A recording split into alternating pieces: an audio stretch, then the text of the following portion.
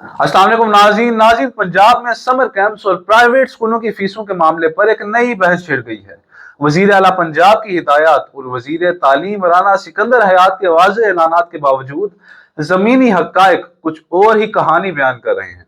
हुकूमत की जानिब से समर कैंप्स की इजाज़त तो दी गई, लेकिन वाज़िया तौर पर कहा गया कि किसी भी वालिदैन से या किसी भी तालिब इल्म को समर कैंप में शिरकत के लिए मजबूर नहीं किया जा सकता और ना ही इस मकसद के लिए इजाफी फीस वसूल की जा सकती है। ताहम इतलात के मुताबिक मुतअद्दिद प्राइवेट स्कूलों ने छुट्टियों से पहले ही मई, जून और जुलाई की फीसों के चलान वालिदैन को जारी कर दिए हैं। अब बहुत से वालिदैन ये फीस जमा करा चुके हैं, जबकि कई ऐसे भी हैं जो कि मौजूदा मुआशी हालात में ही बोझ उठाने से कासिर हैं। अब यहाँ पर असल मसला ये है कि वालिदैन शिकायत तो करना चाहते हैं, लेकिन उन्हें यह खदशा है, उन्हें यह डर है कि अगर उनकी शनाख्त जाहिर हो गई तो इसका असर उनके बच्चों पर पड़ सकता है।